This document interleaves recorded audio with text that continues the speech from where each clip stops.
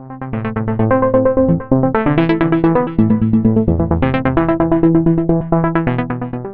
My dear students, maths का एक नया टॉपिक जिसमें सबसे ज़्यादा बच्चे परेशान होते हैं 11th, 12th एंड ग्रेजुएशन में।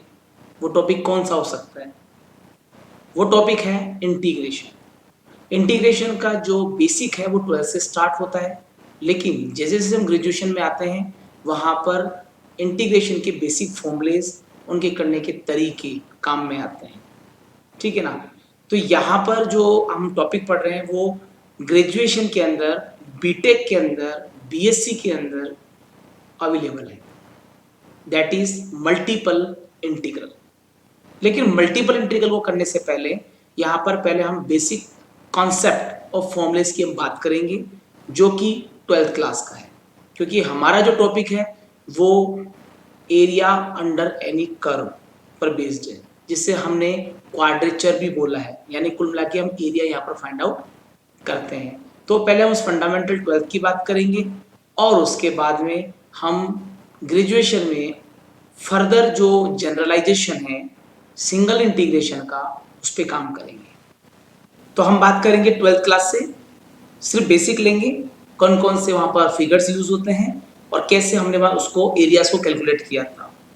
In previous classes we evaluated, calculated areas of different geometrical shapes with help of integration। कौन कौन से आपने एरियाज का मतलब कर्व्स काम में लिए थे?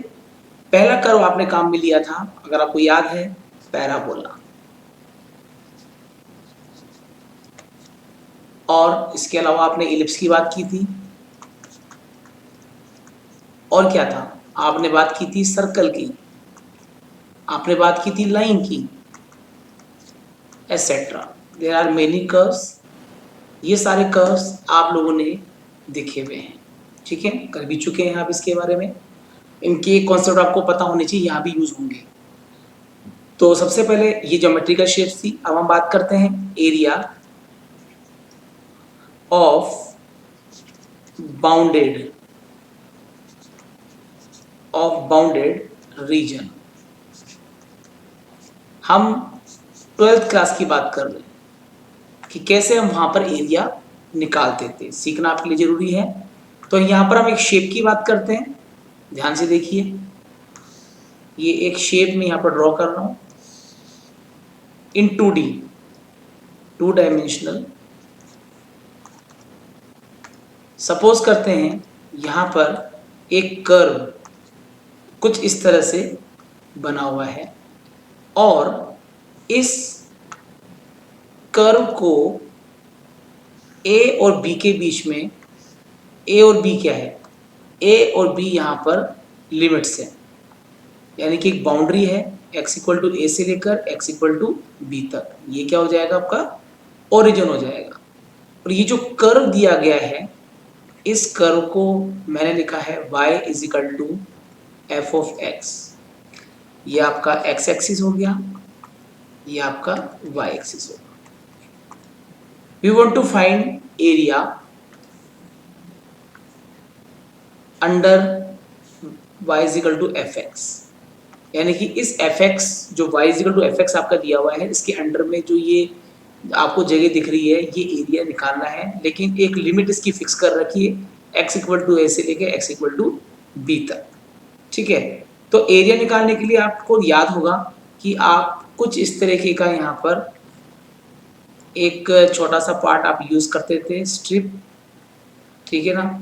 और क्योंकि x एक्सिस पर है तो हम यहाँ पर नॉर्मली क्या लिखते हैं? हम यहाँ पर लिखते हैं dx, ठीक है। तो एरिया निकालेंगे और कर्व का जो नाम है y equal to F x है, जो हम कर चुके हैं। लेकिन यहाँ पर जो कर्व लिया जा रहा है उसके बारे में थोड़ा सा बता देता हूँ। Let F of X be a continuous function. कैसा फंक्शन है? कंटिन्यूअस फंक्शन है ये। Defined on interval A and B. आप देख सकते हैं कि यहाँ पर जो इंटरवल आप यूज कर रहे हैं ए और बी यहाँ पर आप यूज़ कर रहे हैं, इनकी बीच में ये कंटिन्यूस फंक्शन है, ठीक है। तो एरिया अगर आपको निकालना हो तो एरिया is given by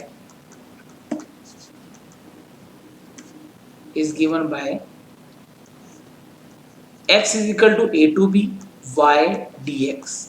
अगर आपको याद है तो एरिया निकालने के लिए आप यूज करते थे limit A to lower limit to upper limit, y is equal to D Y D X. Y वो कर्व है, या फिर हम इसको ऐसे भी लिख सकते हैं a to b F X into D X, ठीक है। यहाँ पर x की लिमिट a से b है, यहाँ भी x की लिमिट a टू b है। ओनली एक चेंजेस आपको दिखाई देगा, यहाँ पर आपने y यूज़ किया है, यहाँ पर आपने एफ एक्स यूज़ किया है। और ये जो कर्व आप देख रहे हैं ये ऑलरेडी x एक्सिस पर वर्किंग हो रही है उसके, और इस कर्व और इस एक्सिस की बिटवीन जो कर्व मतलब जो एरिया आ रहा है उसे हमें फाइंड आउट यहाँ पर करना है, ठीक है। This is the first condition जो हमें पता होनी चाहिए, ठीक है। अब यही चीज अगर ऐसे होती, यानी कि x एक्सिस की जगह अगर ये y एक्सिस पर बनता, तब कंडीशंस यहाँ पर क्या होती, तो हम इसे देख लेते हैं, नोट करते हैं। If the curve is given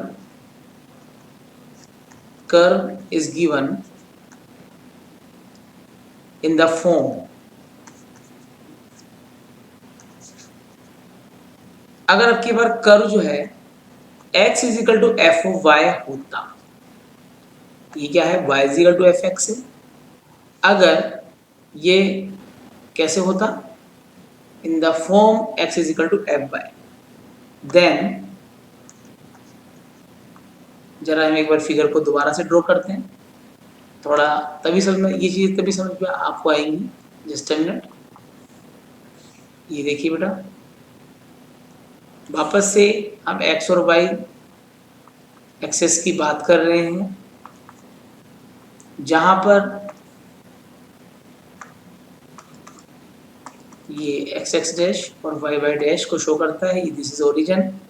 अब की बार मैंने कर्व कुछ इस तरह से लिया है और इनके बिटवीन, यानी कि आपकी बार जो लिमिट है वो कहां से कहां तक आ रही है, यहां से लेकर यहां तक। ऊपर वाले क्वेश्चन में क्या था, x limit a to b था, x के ऊपर था। अब की बार मैंने ली है y की लिमिट यहां से लेकर यहां तक।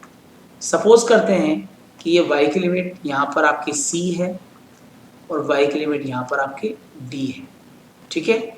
और ये जो कर्व है वो है f x is equal to F of y, यानी कर्व आपका उल्टा चल रहा है, लेकिन लिमिट अब की बार आपकी y पर है। पहले वाला जो कंडीशन थी उसमें x के ऊपर लिमिट थी x equal to a to b, लेकिन यहाँ पर जो आप यूज कर रहे हैं वो y इक्वल टू सी से लेकर d, यानी कि हम y एक्सिस पे वर्किंग कर रहे हैं। And we want to find area under x is equal to f y, ये वाला एरिया हमें फाइंड आउट करना है। तो इसमें ज़्यादा कुछ है नहीं, इस फॉर्मूले को हम लिख सकते हैं एरिया ऑफ रीजन। इस एरिया को निकालने के लिए हम लगाएंगे y equal to c to d और यहाँ लिखेंगे x डी वाई। वहाँ क्या था y डी एक्स, और यहाँ पर क्या है आपका x d y, which is very easy going, मतलब हम आसानी से ये कर सकते हैं। तो इसमें इतनी दिक्कत आप लोगों को नहीं होनी चाहिए। ये जो कॉन्सेप्ट है मैं आपको 12th क्लास की ही बता रहा हूँ, तो आपके 12th की चीज़ें आप लोगों को पता होनी चाहिए। तो यह एक रिवीजन क्लास है क्योंकि आपके लिए बेनिफिट होगा। तो हायर क्लास की इंटीग्रेशन जो एरियाज हैं उसको निकालने में हमें दिक्कत नहीं आएगी, ठीक है। लेकिन यहाँ पर दो कर्व नहीं थे, मतलब एक तो x एक्सिस के लिए था, दूसरा हमारा y के लिए था।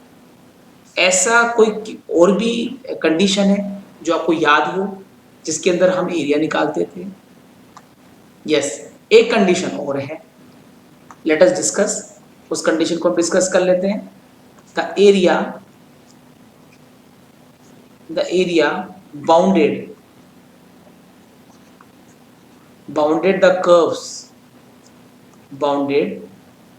the curves y is equal to fx and y is equal to gx, यानी कि अब की बार दो कर्व्स के बीच में is given by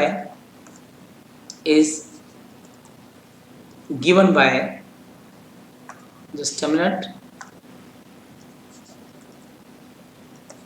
is given by yes x equal to a2 x equal to b, क्योंकि दो कर्व हैं fx minus gx and with respect to this one. इसके लिए मैं आपको एक यहाँ पर कर्व ड्रॉ में करके दिखा रहा हूँ जिससे कि आपको ये चीज बिल्कुल समझ में आ जाए। देखिए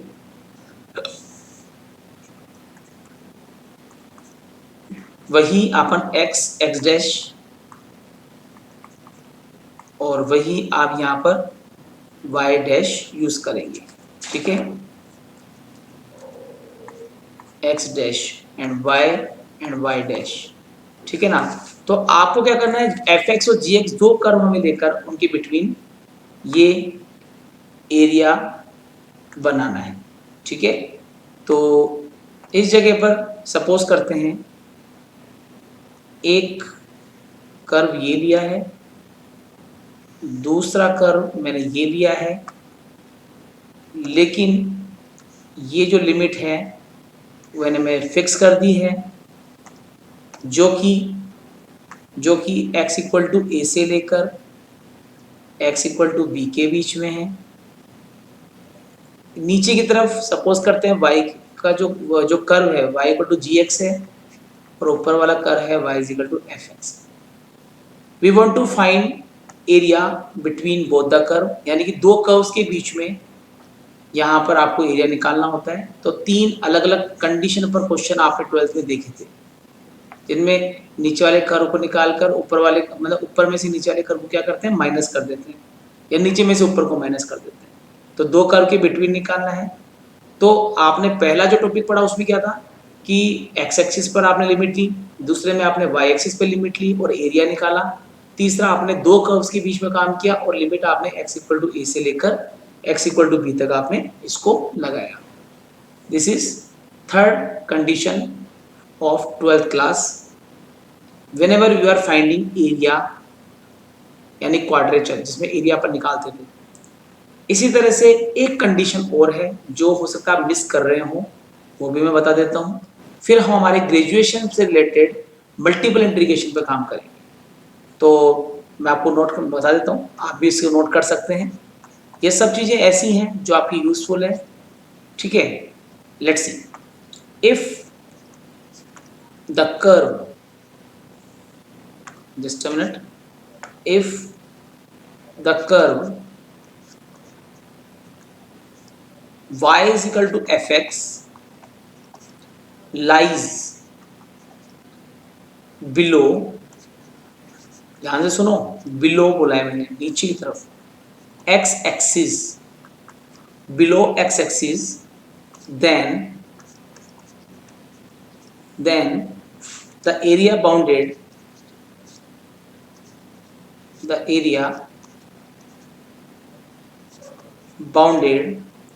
by y is equal to fx, x equal to a and x equal to b is given by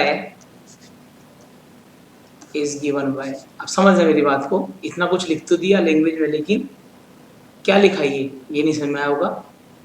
simple work है, बहुत ही सिंपल वर्क है। जरा देखिए, आपने पहले की तरह x एक्सिस और y एक्सिस लिया, इसको थोड़ा नीचे ले लेते हैं और ठीक है, ये लीजिए, ये नीचे की तरफ ले लेते हैं। This is x axis, x dash, y यहाँ पर ये होगा only y and y dash, just y dash, और वही ओरिजिन अपन यहाँ पर लेंगे। लेकिन अब की बार जो कर्व, जो लैंग्वेज जो मैंने बोली है वो आपको समझनी पड़ेगी। आपका एक कर्व नीचे की तरफ है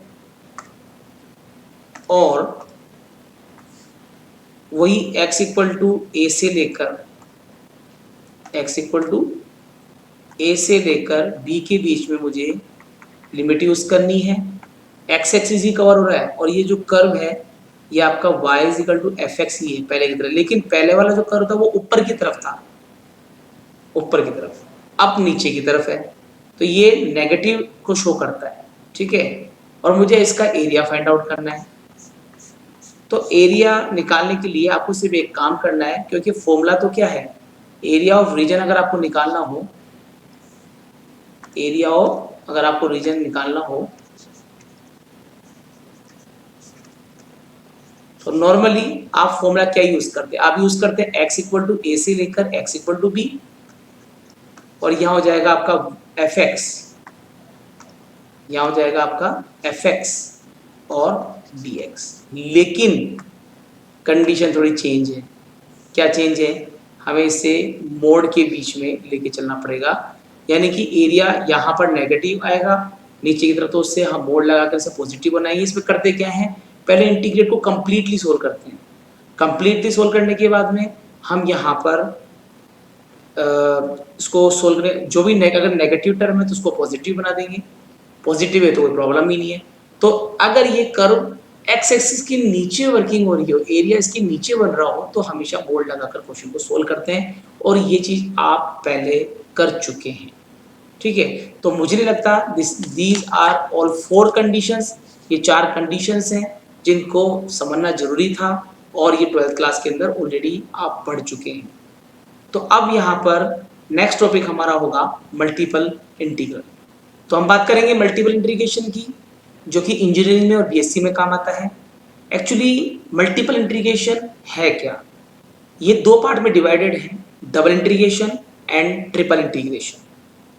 डबल मीन जिसमें 2 वेरिएबल की बात की जा रही है, ट्रिपल मीन जिसमें 3 वेरिएबल और 3 बार इंटीग्रेशन की बात की जा रही है।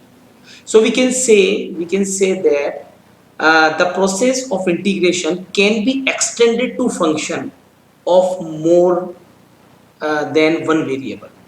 More than one variable का मीन है 2 या 2 से ज़्यादा वेरिएबल की हम बात कर रहे हैं।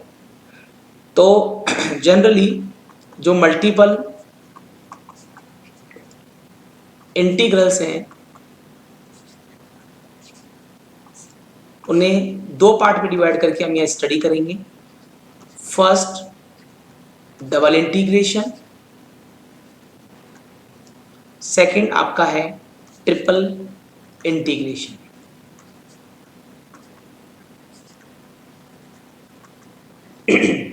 तो डबल इंटीग्रेशन मीन यहाँ पर हम इंटीग्रेशन को यहाँ पर 2 बार लगाएंगे, और ट्रिपल इंटीग्रेशन मीन हम यहाँ पर 3 बार यूज करेंगे। यहाँ पर हम ओनली x और y वेरिएबल को काम में लेंगे, यहाँ पर हम x, y और z वेरिएबल को काम में लेंगे। ये एक बेसिक है जो आप लोगों को पता होना चाहिए, इसको हम यहाँ पर यूज करेंगे। ठीक है, तो हम पहले डबल इंटीग्रेशन के कॉन्सेप्ट को समझते हैं, तो ट्रिपल इंटीग्रेशन आपको आसानी से समझ में आ जाएगा। सो आई एम टेकिंग कॉन्सेप्ट। तो कॉन्सेप्ट क्या है जरा उसको एक बार देख लेते हैं। लैंग्वेज यूज करूंगा जिससे कि आपको इसके बारे में समझ में आए। ऐसे समझ लीजिए कि मैं डबल इंटीग्रेशन का डेफिनेशन आपके सामने रख रहा हूँ। ज़्यादातर लगता है कि लैंग्वेज क्यों यूज की जाए, क्यों बताया जाए, डायरेक्ट क्वेश्चन करते हैं ना, नहीं, लेकिन आपको बेसिक पता होना चाहिए, यही हमारा ऑब्जेक्ट है। और मेरे चैनल में स्पेशली मैंने जितने भी लेक्चर्स बनाए हैं सब में बेसिक कॉन्सेप्ट पे ज़्यादा काम किया है, तो अच्छा रहेगा, आगे फ्यूचर में आपके काम का भी है। ठीक है, so we are considering let f x y be a single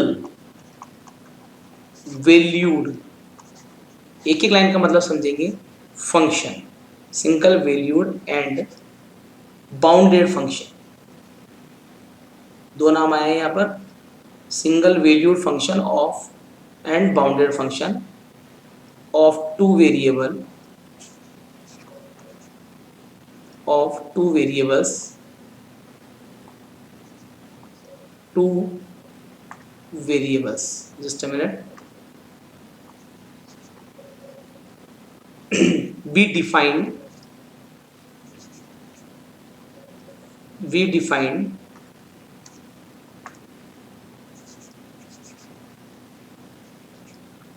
in a closed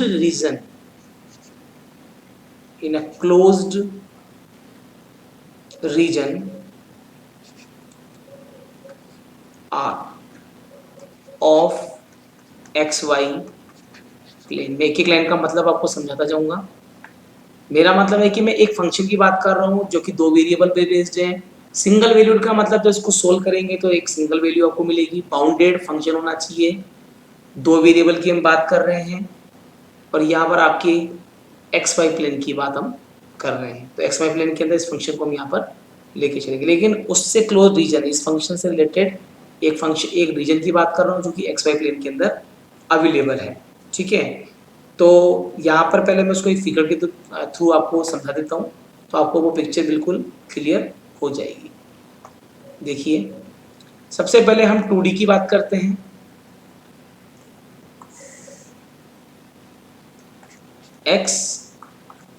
x dash y and y dash, ठीक है, ये हमने ले लिया है यहाँ पर। और ये आपका क्या होगा, ओरिजिन। सपोज कीजिए कि इसके अंदर एक पर्टिकुलर हमने एक रीजन ले लिया, इस तरह का एक रीजन ले लिया और इस रीजन को मैंने एक नेम दिया है विच इज R। ठीक है ना, जो कि एक्स वाई प्लेन के अंदर है। एक फंक्शन से रिलेटेड एक रीजन ले लिया जो कि बाउंडेड है। ठीक है, जो कि क्या है, बाउंडेड है। तो हम लिख सकते हैं दिस फंक्शन इज, मतलब दिस एरिया इज बाउंडेड। तो हमने क्या किया है, इसको छोटे छोटे मैंने इसके पैरेलल, एक्स एक्सिस के समांतर पैरेलल मैंने कुछ लाइन यहाँ पर ड्रॉ करी है। इसी तरह से वाई एक्सिस के पैरेलल हमने यहाँ पर कुछ लाइन यहाँ पर ड्रॉ करी है। ठीक है ना, और ये रीजन क्या है, आर रीजन है। तो अब आप देखोगे कि इसके अंदर बहुत सारे ट्रायंगल बन रहे हैं, बहुत सारे, सॉरी रेक्टेंगल बन रहे हैं, नॉट ट्रायंगल। 1 2 3 कितने काउंट करते हो आप? इसको जितना ज़्यादा बढ़ाओगे ये उतने ही ये एरिया छोटा होता जाएगा। आप देखिए, अभी अगर मैं लाइन, सपोज कीजिए कि ये एक कर्व है आपका, सपोज करो ये आपका एक कर्व है, ये मैंने लाइन बढ़ाई है तो इनके बीच का जो एरिया है वो बड़ा है। अगर मैंने ये लाइन और छोटी कर दूं, मतलब मैं इसमें से जो इनको पार्टीशन अगर बढ़ाता जाऊं तो इनके बीच का एरिया भी लगातार कम होगा। मतलब n पार्टीशन बढ़ाने पर जो एरिया है डेल्टा ऐसे शो करते हैं, वो लगभग 0 के इक्वल हो जाएगा।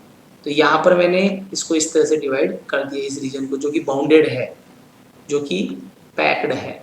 ठीक है, सपोज करते हैं, है ना, हम एक यहाँ पर हम सपोज कर रहे हैं पर्टिकुलर बीच में एक ट्रायंगल मैंने यहाँ काम में लिया है। हम उस रेड कलर में उसको मैं शो कर रहा हूँ, जरा आप ध्यान से देखें। ये देखिए, ये बीचों बीच एक रेड कलर में मैंने एक शो किया है, यानी इतने सारे ट्रायंगल में मैंने एक ट्रायंगल चूज किया है। ठीक है, और ये जो ट्रायंगल है, सपोज करते हैं इस ट्रायंगल का जो एरिया है, इस ट्रायंगल का जो एरिया है वो हमने सपोज कर लिया डेल ए के, क्योंकि इसमें मान लीजिए के, मतलब बहुत सारे ट्रायंगल है जिनमें से केवे नंबर का ट्रायंगल मैंने यहाँ पर काम में लिया है, के नंबर पे कोई ट्रायंगल है वो काम में लिया है। और आपको बता दूं, यहाँ पर जो एरिया निकलता है वो डेल एक्स के इंटू डेल वाई के। इसको थोड़ा प्रॉपर वे में मैं लिख देता हूँ, आपको समझ में आ जाए। वापस सुन लीजिए, डेल छोटा सा पार्ट लिया है डेल ए के, del A k is equal to del x k dot del y के।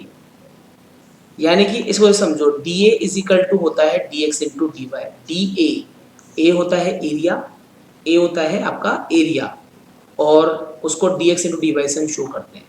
तो यहाँ पर किसी के नंबर का जो ट्रायंगल है उसको लिया है।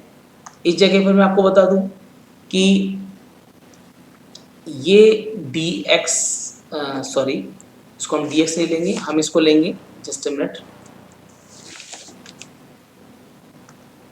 सपोज कर लिया ये जो नीचे ट्राइंगल है इसकी लेंथ जो है डी एक्स है और यहाँ पर इसको अपन ने y ले लिया है।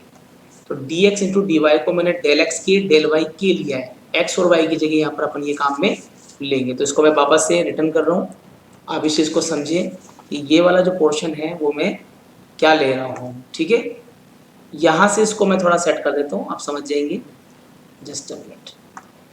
तो इसको आपने क्या लिया यहाँ पर, ये आपका हो गया डेल एक्स के और ये हो जाएगा डेल वाई के, ठीक है। तो मैं इस पर्टिकुलर रीजन की ही बात कर रहा हूँ, ठीक है। तो उसको इस तरह से शो अपन कर सकते हैं। Suppose we divided R region, ये जो नीचे रीजन दिया हुआ है उसकी बात कर रहा हूँ, R रीजन इन स्मॉल सब रीजन, इन स्मॉल सब रीजन, छोटे छोटे इसको मैंने इस रीजन को सब रीजन में डिवाइड कर दिया है, ठीक है ना। सब रीजन्स जो मैंने यहाँ बताया उसी की मैं बात करूँगा। Late delta a k is equal to del x just x को मैं बढ़ा लेता हूँ जिससे आपको प्रॉब्लम ना है समझने में, डेल एक्स के इंटू डेल वाई के, be the area of kth सब reason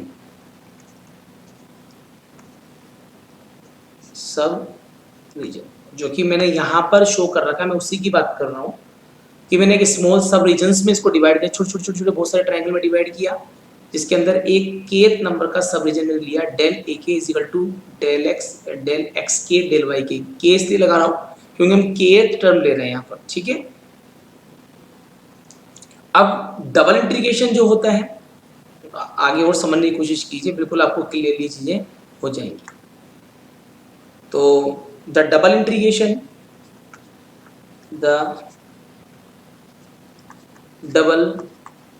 integration of F x, मैं एफ एक्स वाई की बात कर रहा हूं, over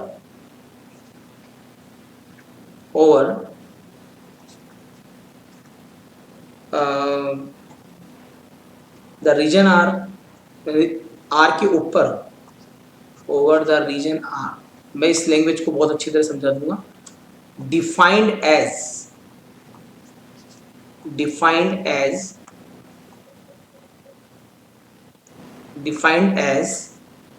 double integration r region की बात कर रहा हूं, आर जो रीजन अभी यूज किया था एक्स वाई के अंदर उसकी बात की जा रही है, एफ एक्स वाई वो कर्व है, वो एरिया है जिसके अंडर में अपन को निकालना है, एक्स वाई के अंडर में और आर के ऊपर एफ एक्स वाई के नीचे। अभी देखिएगा मैं बताऊंगा आपको, F x Y D X Y ये डबल इंटीग्रेशन का फॉर्मूला है जिससे हम शो कर सकते हैं limit n tends to infinity del A K tends to 0 summation k is equal to 1 to n F X K Y K into del ए के।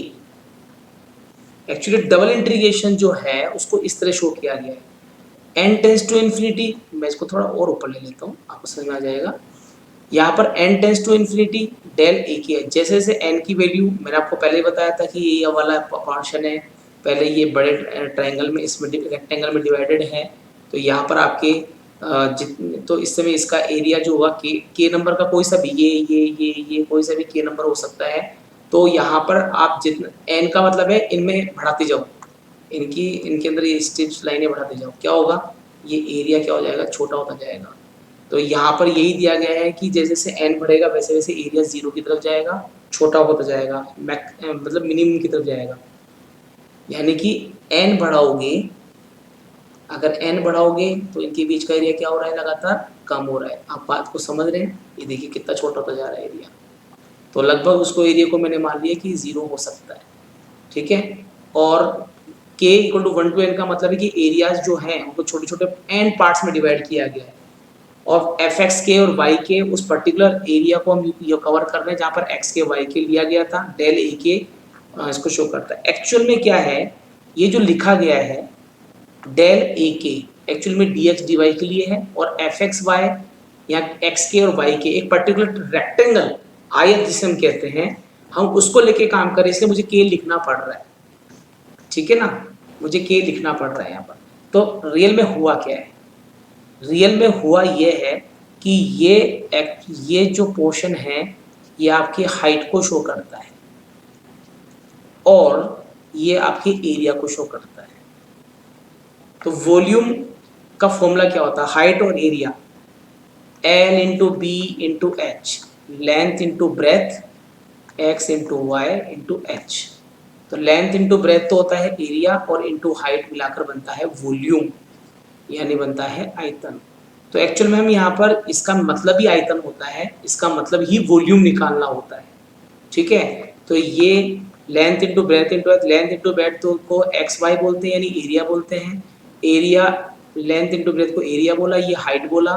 तो हाइट और लेंथ इंटू ब्रेथ को ए माना है, एच को माना है, दोनों ए इंटू एच मिलकर वॉल्यूम बनता है। तो ये एक्चुअल में एक तरीके से वॉल्यूम ही है, जो कि एक एप्लीकेशन की फॉर्म में होता है। लेकिन यहाँ पर ये जो एफ एक्स वाई है, यहाँ पर जब इसको हम एक्चुअल में पिक्चर ड्रॉ करेंगे तब आपको ये चीज़ बिल्कुल क्लियर हो पाएगी।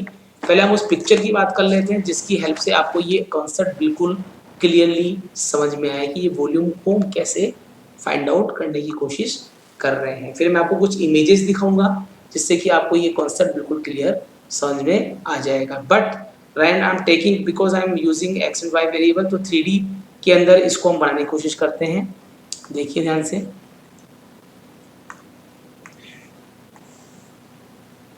ये देखिए यहाँ पर मैं ले रहा हूँ, थोड़ा इसको छोटा ले लेते हैं।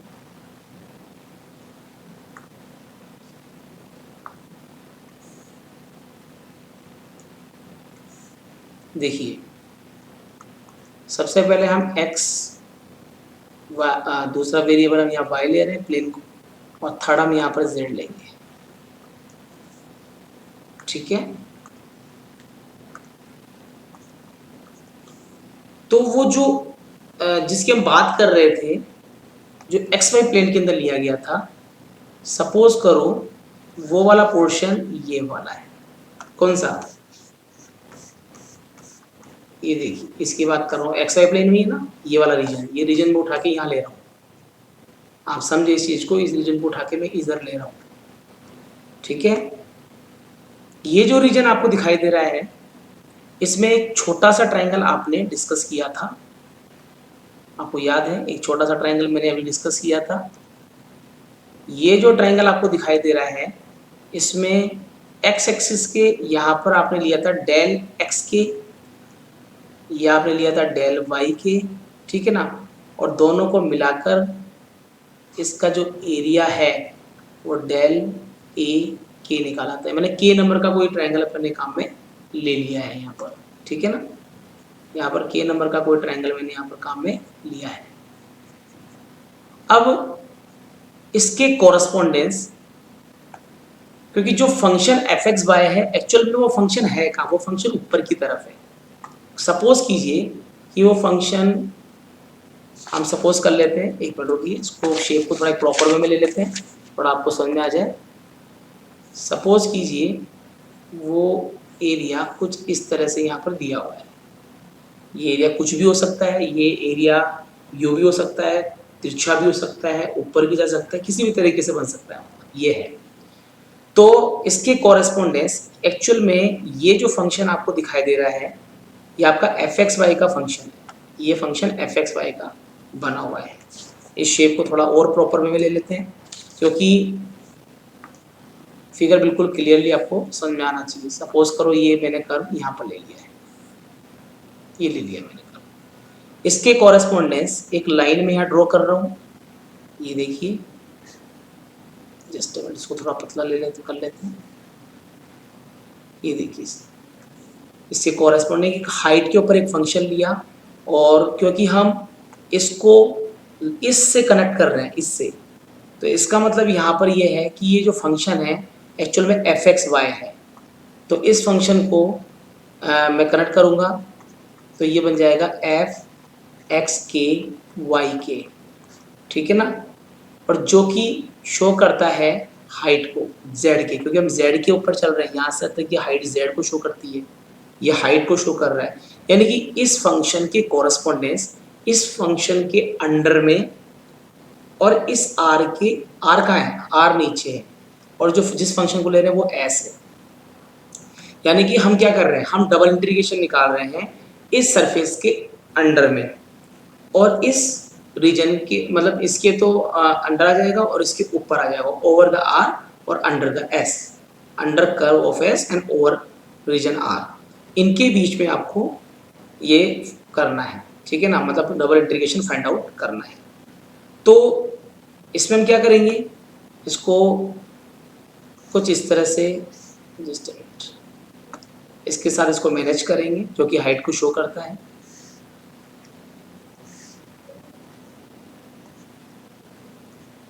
ये दीजिए, इस तरह से इसको हम बना लेते हैं। तो ये वाला जो पोर्शन है एक्चुअल में ये हाइट को शो करता है, और मैंने आपको पहले ही बताया था कि ये बाउंडेड है। क्या है ये, बाउंडेड है। बहुत आराम से मैं इन चीज़ों को लेके चल रहा हूँ, आपको बिल्कुल क्लियरली समझ में आ जाए। तो हमें अगर इनके बीच का ये वाला जो एरिया है, इसका मतलब ये वाला जो पोर्शन है, इसका अगर मुझे वॉल्यूम निकालना हो, आयतन निकालना हो इस सरफेस के अंडर में और इस रीजन के ऊपर, इन दोनों के बीच में, तो वहाँ पर हम वॉल्यूम इंटीग्रेशन का यूज़ करते हैं। लेकिन ये जो हाइट इंटू एरिया लिखा हुआ आ रहा है, हाइट इंटू एरिया, यहाँ से यहाँ तक फंक्शन को यूज़ कर रहा हूँ, फंक्शन की डिस्टेंस जो कि ये दी हुई है, तो ये एक्चुअल में हाइट को शो करता है, ये हाइट को, ठीक है ना, जिसको मैंने z मान लिया है। और यहाँ पर आपके एरिया, ये जो एरिया है मैं उसकी बात कर रहा हूँ। नॉर्मली होता क्या है, 3D के अंदर हम कोई भी कोऑर्डिनेट को शो करने के लिए 3 कोऑर्डिनेट की जरूरत होती है।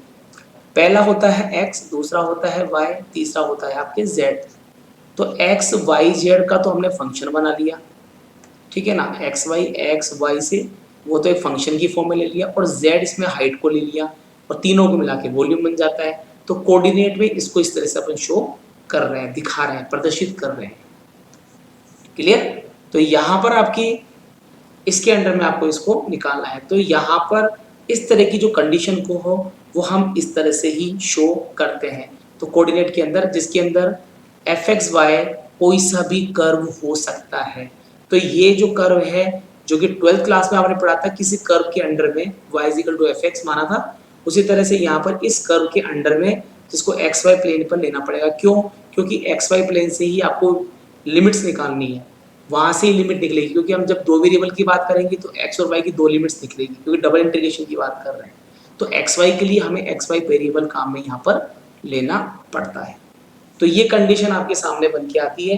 एक्चुअल में इसे हम वॉल्यूम भी बोल सकते हैं। तो आपको क्या याद रखना है, एक पर्टिकुलर एरिया में बहुत सारे ट्राइंगल्स थे, एक छोटा सा ट्राइंगल लिया जिसके कॉरस्पॉन्डिंग एक सरफेस को इसको साथ जोड़ा, जिस सरफेस का अंडर में एरिया निकालना है वो एरिया एस है, और ये आर बाउंडेड है जो कि एक्स वाई प्लेन में है। इस प्लेन की हेल्प से हम यहाँ पर क्या क्या निकालते हैं, लिमिट्स वगैरह यहाँ पर फाइंड आउट करते हैं। और यहाँ पर और इसमें ये जो हाइट है उसको हम एफ एक्स के वाई के बोलेंगे, ठीक है ना, और एरिया जो हमारे पास में है, इन दोनों को मिलाने के बाद ये बनेगा, और ये मिलाकर ये बनता है जो कि डबल इंटीग्रेशन को शो करता है। और यही आपको याद रख के चलना है, ठीक है। इसको मैं अभी और अच्छी तरह आपको क्लियर कर दूंगा। कुछ मेरे पास फिगर्स हैं जो मैंने पीपीटी के थ्रू आपको शो करूंगा। तो फाइनली इसकी एक कुछ एप्लीकेशंस हैं वो आपसे डिस्कस कर लेता हूँ। एप्लीकेशंस, आई होप आपको समझ में आ गया होगा। आपको फिर भी कुछ लगता है नहीं समझ में आता तो आप मुझे कमेंट बॉक्स में नीचे लिखें, और जिससे कि मैं आपकी हेल्प कर पाऊँ। Applications of double integration. इसकी दो एप्लीकेशन सबसे मोस्ट पॉपुलर है, ठीक है। मैं इसके बारे में लैंग्वेज यूज करूंगा जिससे आपको ये चीज समझ में आए। डबल इंटीग्रेशन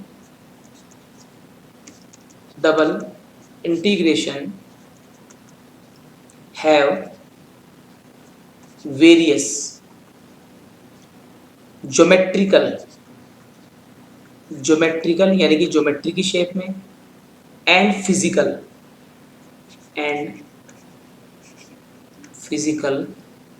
एप्लीकेशंस, यानी कि ज्योमेट्रिकली और फिजिकली काफ़ी सारी इसकी एप्लीकेशंस होती है, ठीक है। तो इसके लिए पहला जो पार्ट है वो है एरिया, समझ लीजिए। पहले है एरिया ऑफ डबल इंटीग्रेशन, जो एप्लीकेशन की फॉर्म में हम काम में लेते हैं, जिसमें हम क्वेश्चंस करेंगे, मतलब इनसे हम एरिया भी निकालते हैं सिंपल, जो कि एग्जांपल से ही आप लोगों को समझ में आएगा। एरिया ऑफ डबल इंटीग्रेशन, ठीक है। तो इसमें करेंगे, अगर जो एरिया है ऊपर जो सरफेस है उसकी वैल्यू अगर 1 कर दी जाए, इसकी वैल्यू क्या कर दी मैंने 1, कहाँ पर है, इसकी वैल्यू अगर 1 कर दी जाए तो हमारे पास बचेगा double integration dx into D y. dx into D y actual में एरिया ही होता है। तो अगर ऐसा हो जाता है तो double integration r f x यहाँ हो जाएगा dx इंटू डी वाई, और dx इंटू डी वाई यानी कि हम कह सकते हैं एरिया ऑफ रीजन आर, जो अपन ने आर काम में लिया था एक्स वाई प्लेन पर, एरिया ऑफ रीजन आर। कौन सा आर, इसकी बात कर रहा हूँ। अगर इस पूरे में एक ही ट्रायंगल बचा हो सिर्फ, और जिसमें एफ एक्स वाई का फंक्शन की वैल्यू पूरी 1 हो जाए, मतलब अपन डायरेक्टली अगर इसके अंदर 1 रख दें यहाँ पर इस फंक्शन में, तो हमारे पास D x into D Y बचेगा, जो कि लेंथ इंटू ब्रेथ यानी एरिया को शो करता है। तो हम डायरेक्टली एरिया यहाँ से फाइंड आउट कर सकते हैं। This is the first application. दूसरी एप्लीकेशन हम जो यूज़ करते हैं वो वॉल्यूम, जो कि मैंने अभी जस्ट आपको समझाया था, वापस मैं रिपीट कर देता हूँ। Volume under the surface f x comma y and over the region. मैंने कहा था अंडर द कर्व, मैंने वही तो लिखा था, ओवर द रीजन आर। जो मैंने अभी जस्ट समझाया था मैं उसी को रिपीट कर रहा हूँ। नहीं समझ में आता बार बार में वीडियो को देखें, आपको समझ में आ जाएगा जो मेरी बात जो मैं कह रहा हूँ। वॉल्यूम निकालने का फॉर्मूला यही होता है, क्या होता है, double integration over the region r, volume को v से शो करते हैं, वही एफ एक्स वाई, वही d x into D y. तो आप ऐसे समझ सकते हैं, मैं रिपीट कर देता हूँ। 3D के अंदर एक कर्व ले लिया, ठीक है, और एक कर्व ऊपर ले लिया, ये तो एक्स वाई प्लेन के अंदर दिया हुआ है, ये एफ एक्स वाई हो जाएगा, ठीक है ना। इसके अंडर में किसके अंडर में और आर के ऊपर मुझे इसका वो निकालना है, तो ये क्या बन जाएगा, आपका वॉल्यूम बन जाएगा, ठीक है ना। ये आपका वॉल्यूम जो कि मैंने अभी आपको समझा दिया, ये जेड है वो, और ये हाइट जो जेड को शो करती है, ठीक है ना। तो ये आपको ध्यान रख के चलना है, जिसको आसानी से हम यहाँ पर फाइंड आउट कर सकते हैं। आई होप आपको समझ में आ गया, लेकिन अभी इसको और समझना है, जिसके लिए मैं आपको यहाँ पर कुछ पीपीटी शेयर कर रहा हूँ। देखिए यहाँ पर मैंने बताया था कि एक्स वाई प्लेन, इसको मैं एक फिगर की फॉर्म में समझा रहा हूँ। वापस से डबल इंटीग्रेशन को समझ लीजिए आप, जो मैं समझाने की कोशिश कर रहा हूँ। इस जगह पर आपके आर एक रीजन मैंने लिया था और छोटे छोटे ट्राइंगल्स इसको डिवाइड किया था। एक पर्टिकुलर मैंने एरिया लिया था जिसके अंदर आपके, अच्छा मैंने इसको बिल्कुल इसके पैरेलल लिया है, ठीक है ना। सपोज कर लिया एक्स की लिमिट ए से लेकर बी तक है और वाई की लिमिट सी से लेकर डी तक है, हम ऐसे भी इसको समझ सकते हैं। और इस जगह पर ये y के पैरेलल है तो डेल y की हो गया और ये डेल x की हो गया, और इसमें एक k नंबर का ट्रायंगल मैंने, मतलब रेक्टेंगल मैंने काम में ले लिया है, ठीक है ना। ये मैंने यहाँ पर काम में लिया है, ठीक है। ये आपको बिल्कुल क्लियरली समझ में आ रहा होगा। तो यहाँ पर आपने जो डबल इंटीग्रेशन आपने जस्ट अभी प्रूफ किया था, जो निकाला था, आपने जस्ट अभी किया आर, वापस रिपीट कर देता हूँ, एफ एक्स कोमा वाई के लिए आप इसको सोल्व कर रहे थे, d x into D y, ये डबल इंटीग्रेशन को शो करता है रीजन आर के लिए, जिसमें मैंने यहाँ पर लगाया था आपके limit n tends to infinity. वापस से इसको मैं रिपीट कर देता हूँ जो मैं यहाँ पर यूज़ कर रहा था, एक मिनट रुकिए। Limit n tends to infinity, यानी कि इस ट्राइंगल को छोटे छोटे पार्ट में डिवाइड कर सकते हैं। हो सकता है कि जो एरिया है वो ग्रेटर देन मतलब इक्वल टू 0 बन जाए, जहाँ पर summation k is equal to 1 to n लिया था, यानी n सब रीजन्स में मैंने इसको डिवाइड किया था छोटे छोटे पार्ट्स में, ठीक है। और इसका जो फॉर्मूला था k कर्व के लिए x K Y K into del ए के, तो ये तो आपका होता है एरिया, और ये आप शो करते हैं उस अंडर द कर्व हाइट को, जो कि हम कर चुके हैं। तो आई होप आपको ये चीज़ बिल्कुल समझ में आ गई होगी। नेक्स्ट फिगर देखिए, नेक्स्ट फिगर में आपको बिल्कुल ये चीज़ें समझ में आ रही होंगी मैं क्या बोल रहा हूँ। ये देखिए, नीचे वाला रीजन आर था 3D के अंदर, ये वाला नीचे वाला रीजन ध्यान से देखिए, ये रीजन आपको दिखाई दे रहा होगा, और ये ऊपर under the curve f x y, जो कि इस हाइट को यहाँ पर मैंने क्या माना है, एफ एक्स के वाई के माना हुआ है। बहुत अच्छी तरह समझ में आ रहा है आपको। और ये लिमिट एक्स की लिमिट ए टू बी मान दी और वाई की लिमिट सी से डी मान ली इधर की तरफ, ये देखिए ये डी दिखाई दे रहा है, और एक्स की लिमिट ए टू बी, और ये रीजन आर, नीचे वाला एरिया रीजन आर हो गया, बाउंडेड कर देंगे। ये वाला पोर्शन जो है इसको मैं ऊपर लेके जाऊंगा, ठीक है ना। तो ये वाला पोर्शन आपका एक्स के को वाई के, तो ये के नंबर का कोई ट्रायंगल मतलब रेक्टेंगल यहाँ पर काम में ले लिया है। तो ये फिगर हम डिस्कस कर चुके हैं ऑलरेडी, और इससे आपको ये बहुत अच्छी तरह क्लियरली समझ में आ रहा होगा। अब डबल इंटीग्रेशन में क्या होगा कि ये देखिए, इसको एक अदर रूप में मैंने भी समझाया, ये रीजन आर हो गया, ये ऊपर वाला सरफेस एस हो गया।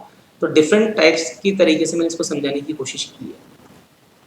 ये देखिए, ये एक फिगर आपको और दिखाई दे रहा होगा, इसको जब अपन जितने छोटे छोटे पार्ट में डिवाइड करते जाएंगे, ये उतना ही ऊपर से छोटे छोटे पार्ट में, देखो ये छोटे छोटे रेक्टेंगल बने, वो रेक्टेंगल काफ़ी छोटे हो गए, तो किसी भी नंबर का रेक्टेंगल हम यहाँ काम में ले सकते हैं। तो जैसे जैसे n बढ़ेगा वैसे वैसे चेंजेस आएंगे। जैसे मान लीजिए यहाँ पर n, यानी कि मैंने 16 भागों में नीचे जो एक्स वाई को ब्रेक किया था, तो 16 भाग में कोई से भी नंबर का अपन ये हाइट लेके ऊपर की तरफ हाइट लेके चल रहा है, ऐसे ऊपर की तरफ हाइट ले रहा है, ऐसे इस तरह से, ठीक है ना।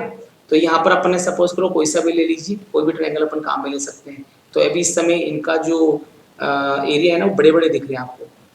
अब मान लीजिए मैं इसको और छोटा कर देता हूँ, मतलब मैंने अब बहुत सारे रेक्टेंगल डिवाइड कर दिए और छोटे पीसेस कर दिए, तो यहाँ पर ये 64 पार्ट में डिवाइड किया हुआ है। तो इस समय क्या हो जाएगा, इसका एरिया लगातार क्या हो जाएगा, कम होता जाएगा। अब जरा इसको देखिए, यहाँ पर मैंने इसको और छोटे पार्ट में 256 पार्ट में डिवाइड किया, तो जैसे जैसे मैं इसको डिवाइड करता जाऊंगा वैसे वैसे इसका एरिया लगातार एक पर्टिकुलर रेक्टेंगल का कम होता हुआ जाएगा। तो ये जो पिक्चर्स मैंने आप लोगों को शो करी है, ये आपको समझना पड़ेगा। अब नेक्स्ट लेक्चर में आप लोगों को मैं इसके एग्जाम्पल समझाऊंगा और आपको बताऊंगा कि रियल में इन क्वेश्चंस को और प्रॉपर वे में कैसे कर सकते हैं। Thank you so much.